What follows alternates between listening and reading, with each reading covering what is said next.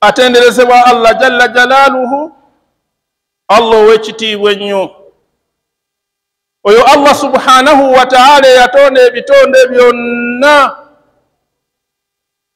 Buli kyolaba ne kyotalaba ekitali Allah subhanahu wa ta'ala mu bunene bwakyo ne mu butono bwakyo kiyitibwa kitonde. Oyo Allah subhanahu wa ta'ala eyatuteeka mu nsi muno ng'alina ekigendererwa nga kyakubeera nga tumusinza yekka nga tetumugattako kintu kirala. Oyo Allah subhanahu wa ta'ala ow'ekitiibwa alina obuyinza bwa buli kintu nga teri kiyinza kumulema mu nsi oba mu ggulu, wakati w'ebintu ebyo byombi ne wansi mu ttaka tewali kiyinza kulemerera Allah subhanahu wa ta'ala, yabange kimulemerera kitya ng'ate byonna ye yabitonda. Oyo Allah subhanahu wa ta'ala atalina bwetaavu bwonna eri kitonde kyonna, ng'ate buli kitonde kirina obwetaavu eri omutonzi waakyo Allah subhanahu wa ta'ala. Nkakasa nga nzikiriza nti ebiriwo byonna teri kisaana kusinzibwa okuggyako ali omu yekka, Allah jalla jalaluhu. Nenkakasa era nenzikiriza nti ow'ekitiibwa Nabbi Muhammad sallallahu alayhi wa sallam muddu wa Allah subhanahu wa ta'ala, mubaka wa Allah subhanahu wa ta'ala, arsalahu Allahu rahmatan lil alamin. Allah subhanahu wa ta'ala yatutumira omubaka Nabbi Muhammad sallallahu alayhi wa sallam nga kyakusaasira eri ebitonde byonna, wa hujjatan ala nnasi ajma'in, ate agenda kuba nsonga eri abantu bonna. Nsaba mubeere nga muneegattako, tubeere nga tusaba omutonzi Allah jalla jalaluhu okubeera nga assa ebyengera n'emirembe n'emikisa ku w'ekitiibwa Nabbi Muhammad sallallahu alayhi wa sallam, ne ku abo basahaba be ab'ebitiibwa abaakola naye omulimu omunene. Allah n'atuyamba naffe okubeera nga tufuuka nga tetuli olwaleero, okubeera nga tutegeera omutonzi waffe Allah subhanahu wa ta'ala ow'ekitiibwa. Abasiraamu abampuliriza, ebiseera bingi tuyimirira ne twogera, naye nkusabangamu ekintu kiri kimu. Mu byonna bye boogera nga byakukuza eri omutonzi wo, nga byakukusomesa ebikwata ku mutonzi wo, ku mubaka Muhammadin sallallahu alayhi wa sallama, ku ddiini yo n'ebirala ebiringa ebyo, okubeera ng'ojjamu ekintu kiri kimu kyokka, kutya mutonzi wo Allah subhanahu wa ta'ala. N'okumutya omutonzi waffe bitera kuba bintu bibiri byokka, kubeera ng'okola by'ayagala n'okuleka Allah subhanahu wa ta'ala by'atayagala. Abasiraamu abalungi, buli omu akimanyi nti ennaku eziyise mu mwezi gwe tulimu tubadde mu nnaku ng'ennaku ezo za kitiibwa nnyo, olw'ensonga nti zibaddemu ebirungi bingi nnyo okwawukanako n'ennaku endala. Yeesiimye nnyo Allah bwe yasaasidde omwaka guno n'abeera nga yagenze n'akola ekiyitibwa hijja, n'alambula enju ya Allah subhanahu wa ta'ala, nga si kulaga ssente, si kwagala kulaba efaanana etya, naye ng'ekyamututte kukkiriza Allah subhanahu wa ta'ala na kuteeka mu nkola empagi ey'okutaano ey'okulambula enju ya Allah subhanahu wa ta'ala. N'abeera nga yakoze emirimu gyonna egyetaagisa egyo Allah subhanahu wa ta'ala yatulagira okubeera nga tugikola mu mukolo ogwo, n'owekitiibwa Nabbi Muhammad sallallahu alayhi wa sallam gye yatulagira, n'abeera nga yagimaliriza bulungi nga Allah bw'ayagala, n'akomawo nga Allah subhanahu wa ta'ala amusonyiye ng'alinga olunaku lwe yazaalibwa n'amuzaala. Yeesiimye nnyo oyo yenna, nze naawe, eyafubye mu nnaku eziyise, ennaku 10, n'akola ebyo Allah subhanahu wa ta'ala by'ayagala, n'abeera ng'abirongoosa bulungi, n'abeera ng'afuna empeera Allah subhanahu wa ta'ala gyeyakasa kwabo abakola ebirungi mu nnaku ezo ezayise. Allahu subhanahu wa ta'ala bwe yayayogera ku bahujjaji yabagamba nti bwe mumaliriza emikolo gyammwe muyitirize nnyo okutendereza omutonzi wammwe n'okumujjukira nga bwe mujjukira ababazaala, kuba omuntu alina amagezi tayinza kubeera awo n'atwala kaseera okuggyako ng'ajjukirwa amuzaala, kuba muntu wa buvunaanyizibwa nnyo gy'ali. Kati Allah atugamba nti tumujjukire Allah subhanahu wa ta'ala nga tumwogerako nga bwe tujjukira abatuzaala oba n'okusinga bwe tujjukira abatuzaala. Amakulu nti Allah tumutendereze nnyo okusinga bwe tujjukira abagira ki? Abatuzaala. Abasiraamu abalungi,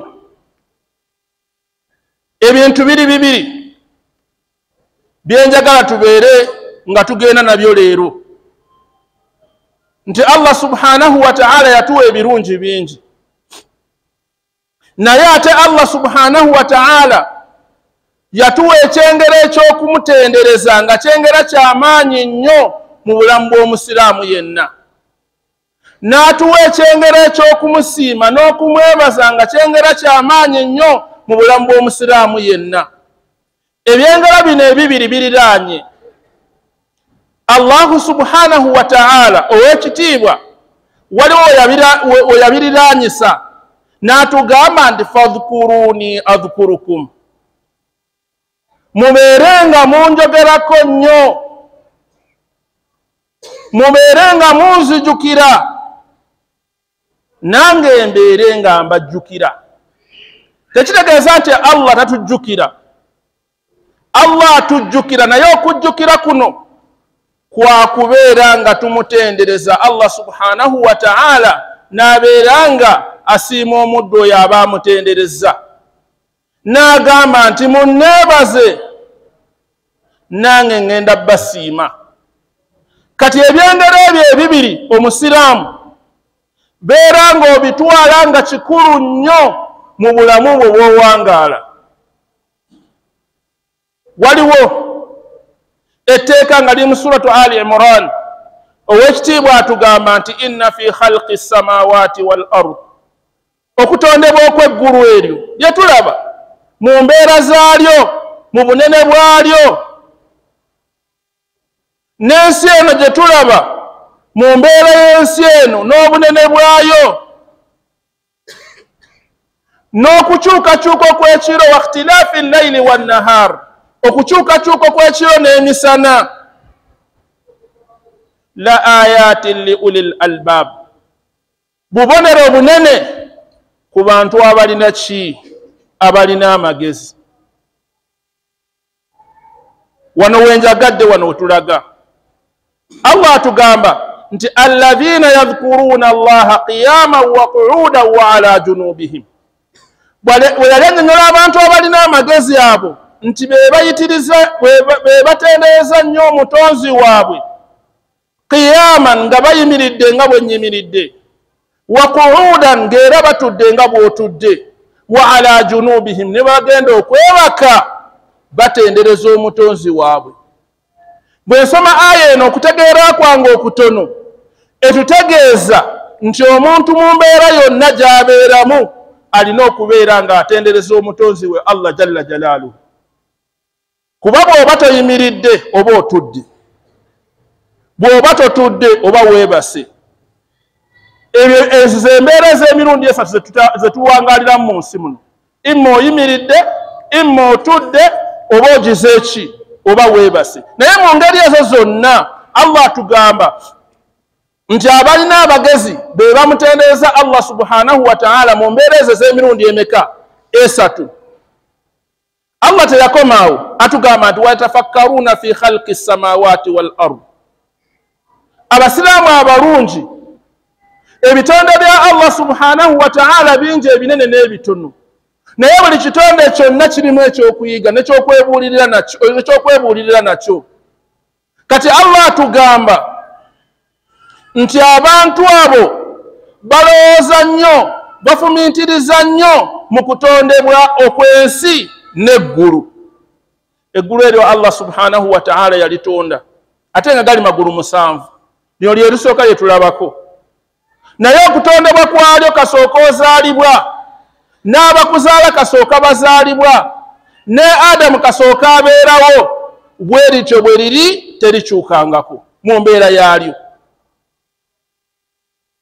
n'ensi eno bwetyo bweri tekyukangako mu mbeera yaayo kati omuntu yandibadde ng'alowooza nnyo ku kutondebwa okw'eggulu n'ensi Allah okuleeta ekiro n'emisana oyo ye musiraamu omukkiriza omulungi n'ategeera nti ebintu bino birina eyabitonda birina abitambuza mu ngeri yaabyo okutendereza Allah subhanahu wa ta'ala musiraamu ampuliriza tekyetaagisa kuva wooli okwebaza Allah subhanahu wa ta'ala musiraamu ampuliriza tekyetaaga kuva wooli weetunuulire musiraamu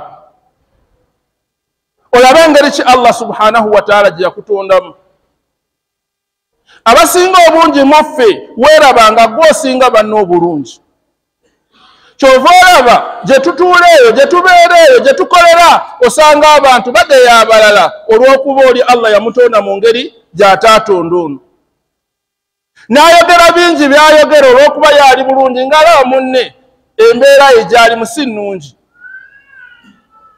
okutendereza Allah n'okumwebaza tekyetaaga kuva wooli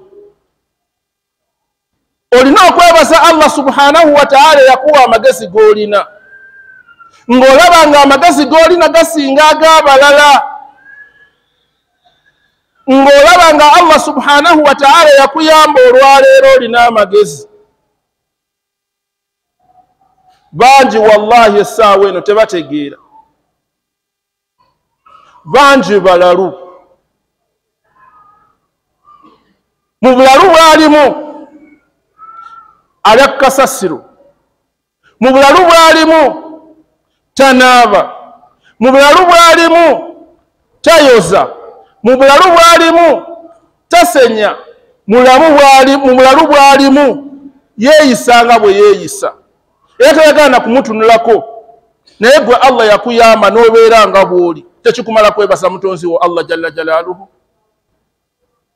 Allah yakuyamba n'akuwa amaaso olaba wallahi essaawa eno oli kundaba ne banno balaba naye mulimu omuntu ali mu dduniya nga yawasa omukyala naye nga tamulabanga kana tegenda kumulaba ila yaumil qiyama mulimu ali mu nsi muno nga yazaala omwana we nga ne bwajja waali n'amuteeka ku mubiri gwe tesobola kumulaba nga talaba naye Allah yakuyamba n'akuwa amaaso ddiro wali otudde musiraamu ne weebaza Allah olw'okukuwa ekyengero eky'amaaso mulimu ali muno oba oli awo nga byenjogera tabiwulira naye olina amatu abiri owulira wallahi alazim wafi anfusikum afala tubsirun musiraamu teweetunuulira n'olabanga oli bulungi tekyetaagisa kugenda ku birala nti Allah tampadde ssente nga bwe tulogera subhanallah Allah subhanahu wa ta'ala akusaasidde nze naawe otambula okuva mu njuyo n'ogenda ku mulimu goba n'ogenda wonna woogenda nawe nowazze mulimu atasobola kutambula okyali bulungi okyakyusa omukono gwo n'oguza gy'oyagala n'okulwana n'olwana n'okuba waliwo gwe bakyusa obukyusa okyali bulungi weenaaza waliwo gwe banaaza obunaaza nga tasobola kugira ki kunaaba tebitumala kwebaza Allah subhanahu wa ta'ala wallahi ebyokwebaza Allah subhanahu wa ta'ala bingi wallahi alazim ennaku eziyise waliwo batugamba okusondera abantu engoye abatalina ngoye nze ayogera mpinza okuba nga simanyi ngoye zenina naawe oyinza okuba nga tolimanyi zolina olw'obungi bwazo tekikumala kwebaza Allah subhanahu wa ta'ala okwebaza Allah subhanahu wa ta'ala tukitwale nga kikulu nnyo mu mbeera yonna oba oli mwavu oba oli mugagga oba oli otya wallahi tukitwale nga nsonga nkulu nnyo n'okutendereza omutonzi waffe n'ebigambo ebirungi abasiraamu abalungi, nabbi sallallahu alayhi wasallam alina hadithi gye tugamba, nsaba tugiwulirize bulungi nga ate tugimanyi. Hadithi eno nabbi sallallahu alayhi wasallam yatugamba nti ala ukhbirukum bi khayri a'malikum, mbabuulireko ekikyasinga okuba ekirungi mu mirimu gyammwe gye mukola, wa azkaha, era ng'ate kyankizo nnyo mu mirimu gye mukola, inda malikikum, eri kabaka wammwe nga ye Allah subhanahu wa ta'ala gwe twogerako, wa arfauha fi darajatikum, ng'era kyekyasinga ekyokuba ekyawaggulu okubasitula mu madaala gammwe, wa khairun lakum min infaqi dhahabi wal fidda, ng'era kyekyasinga okubeera ng'osaadaasa ezaabu ne feeza ne ssente n'ebirala bye tuyinza okusaadaaka, wa khairun lakum min an talqaw aduwakum fatadribu a'naqahum wa yadribu a'naqakum, ng'era kyekyasinga okuba ekirungi okusinga okugenda mu lutalo bwe tuyita jihaadi, okulwanagana n'abalabe, ne tubeera nga tubatema ensingo zaabwe nabo ne batema ensingo zaffe. Qaalu bala ya rasula Allah, basahaba baddamu ne bamugamba nti tubuulire mbaka wa Allah. Nabbi sallallahu alayhi wasallama yabagamba nti dhikirullah, kutendereza Allah. Olwaleero basiraamu bangi twesaasira kuba tuli baavu. Obwavu si bulungi, naye twesaasira nnyo olw'obwavu we tulimu. Wallahi waliwo ekirungi ekisinga byonna abagagga bye balina, kyekiriwa ekyokuba nga Allah yakuwa okumutendereza, nga mu birowoozo bye byonna w'obeera ofaayo nnyo okutendereza omutonzi wa Allah subhanahu wa ta'ala.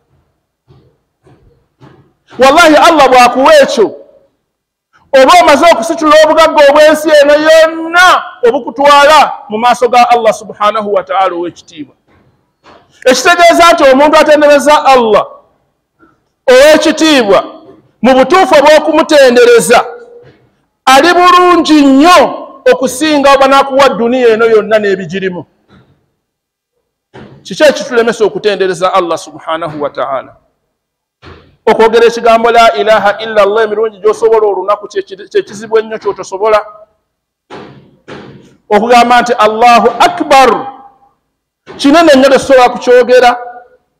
Subhanallah tekisobola kukyogera. Alhamdulillah tekisobola kukyogera. Naye weebuuze mirundi emeka gy'okyogera mu lunaku. Ekigambo la hawla wala quwwata illa billah mirundi emeka gy'okyogera mu lunaku. La ilaha illa Allah wahdahu la sharika lahu lahul mulku wa lahul hamd wa huwa ala kulli shay'in qadir, okyogera emirundi emeka mu lunaku. Subhanallah wa bihamdihi subhanallahi alazim, okyogera emirundi emeka, n'ebirala ebisuka ku ebyo. Basiraamu, nga tumaliriza, twavudde mu nnaku ze tubaddemu, zibaddemu ebirungi bingi, ze zikyasinga okuba ennaku ennungi okukoleramu emirimo egitusembeza eri omutonzi waffe Allah jalla jalaaluhu.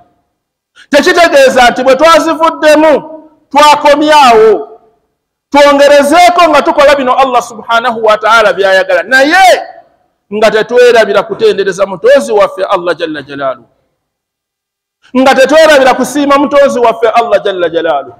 Allah tumusiima mu mbeera yonna eba eriwo. Mu mbeera ey'amasanyu Allah tumusiima, mu mbeera ey'ebizibu Allah tugira ki? Tumusiima era nitumutendereza.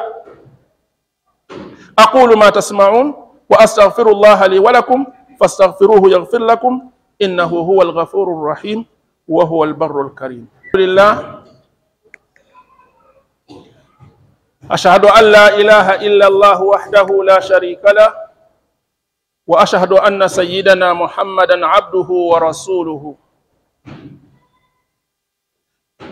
Usi nafsi wa anfusakum taratan ukhra bitaqwallahi subhanahu wa ta'ala, wa dhalika bimtithali awamirihi wa ijtinabi nawahihi. abasiraamu abalungi tutendereza Allah subhanahu wa ta'ala ow'ekitiibwa ne tukkiriza era nga tukakasa nti teri kisaana kusinzibwa okujjako Allah jalla jalaaluhu. Ow'ekitiibwa Nabbi Muhammad sallallahu alayhi wa sallam baka wa Allah era muddu wa Allah. Nziramu okukuutira omwoyo gwange n'egyammwe okubanga tutya omutonzi waffe Allah jalla jalaaluhu, nga tuteeka mu nkola Allah by'ayagala, nga tuleka ebyo Allah subhanahu wa ta'ala by'atayagala.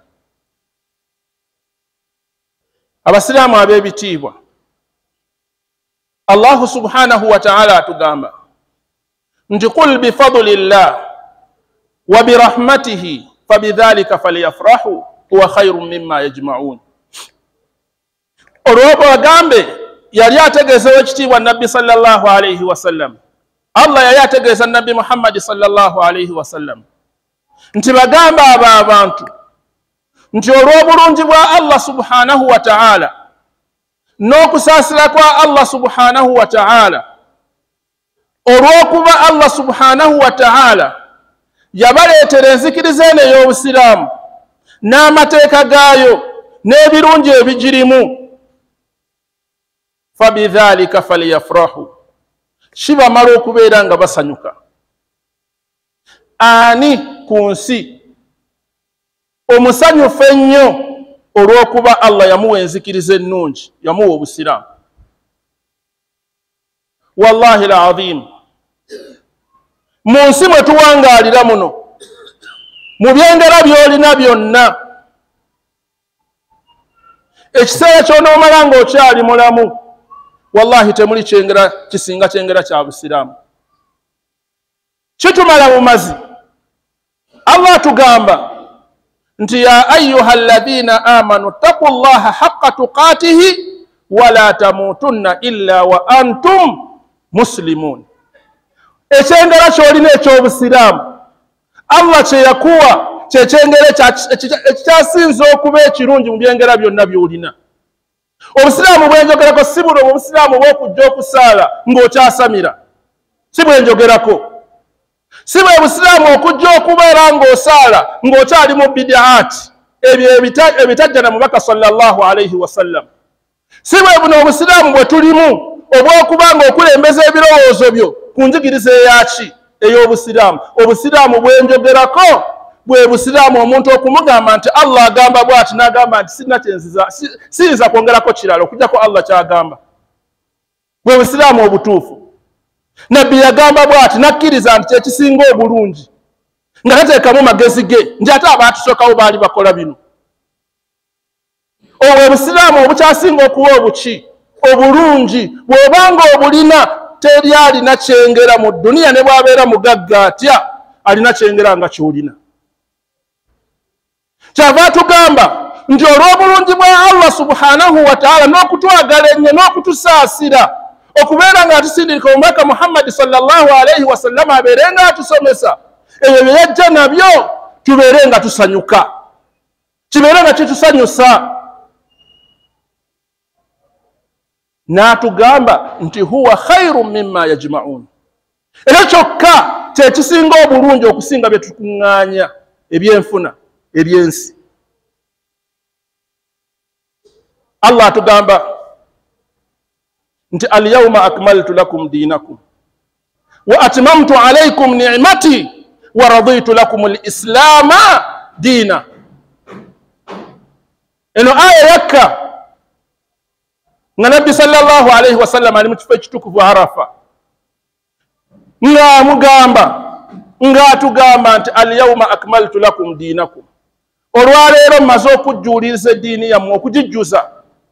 Wa atmamtu alaykum ni'mati, n'ekyengera kyange eky'obusiraamu maze okukijjuza. Wa raditu lakum al-islaama diina, ne mbasiimira obusiraamu nga yenzikiriza. Allah tasiima kibi. Allah yakusiimira obusiraamu. Bw'okubeera omusiraamu wallahi oli ne bw'abeera president nga si musiraamu, ekyo kyengera ky'amaanyi okusinga wallahi president. Ne bw'abeera minisita, ne bw'abeera ambasada, ne bw'abeera lawyer, ne bw'abeera ne bw'abeera kabaka, wallahi al-azim nkyogera nga siriimu na kutya kyekikyasinga okulwa ekirungi okusinga ebyo ebitiibwa byonna. Obusiraamu bukuume bulungi ng'omanye nti tekikutuusa mu maaso ga Allah subhanahu wa ta'ala ow'ekitiibwa, ng'ate toyagala muntu kubeera ng'abuzannyiramu obusiraamu bw'olina, kuba ogenda kuwangaala wekka, ofe wekka, obuuzibwe wekka, togenda kubuuzibwa na muntu mulala okujjako nga mwashayiranyi kwekyo. Kati omuntu ayona ddiini yo lwa bigendererwa bya nsi eno, beera ng'obeera mwesimbu mu kukkiriza Allah subhanahu wa ta'ala, oli mwami oli mukyala. Omwami takujja ku ddiini yo olw'okuba mwami omwagala nnyo. Omukyala takujja ku ddiini yo olw'okuba omukyala omwagala nnyo. Byonna wallahi tugenda bireka Allah abeere ng'atubuuza byatutuma okubeera nga tukola mu nsi muno. Tumaliriza ng'abasiraamu obubaka tubutuusizza. Ayagala okubukwata abukwate, atayagala kubukwata abuleke. Ala wa sallu wa sallimu ala rasulil huda faqad amarana Allahu bidhalika haythu qala inna Allaha wa malaikatahu yusalluna ala an-nabi ya ayyuhalladhina amanu sallu alayhi wa sallimu taslima wa qala sallallahu alayhi wa sallam man salla alayya wahidatan sallallahu biha 10. Allahumma salli ala Muhammad wa ala ali Muhammad kama sallaita ala Ibrahim wa ala ali Ibrahim wa barik ala Muhammad wa ala ali Muhammad كما باركت على إبراهيم وعلى آل إبراهيم في العالمين إنك حميد مجيد. وارض اللهم عن الأربعة الخلفاء الذين قضوا بالحق وبه كانوا يعدلون، أبي بكر وعمر وعثمان وعلي، وعن بقية الصحابة أجمعين. اللهم أعز الإسلام والمسلمين، اللهم أعز الإسلام والمسلمين، اللهم أعز الإسلام والمسلمين، وأذل الشرك والمشركين، ودمر أعداء الدين يا رب العالمين. ربنا ظلمنا أنفسنا وإن لم تغفر لنا وترحمنا لنكونن من الخاسرين. اللهم إن هؤلاء عبادك تركوا أموالهم وأتعبوا أبدانهم يرجون رحمتك ويخافون عذابك. اللهم أعطهم ولا تحرمهم وزدهم ولا تنقصهم واغفر لهم برحمتك يا أرحم الراحمين.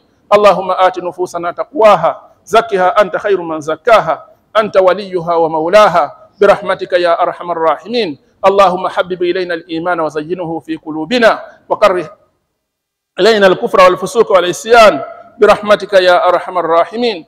ربنا آتنا في الدنيا حسنة وفي الآخرة حسنة وقنا عذاب النار. اللهم انصر إخواننا المضطهدين في غزة، اللهم انصر إخواننا المضطهدين في غزة برحمتك، اللهم انصرهم على أعدائهم يا رب العالمين. ربنا آتنا في الدنيا حسنة وفي الآخرة حسنة وقنا عذاب النار. وصلى الله وسلم وبارك على نبينا محمد وعلى آله وصحبه أجمعين، والحمد لله رب العالمين.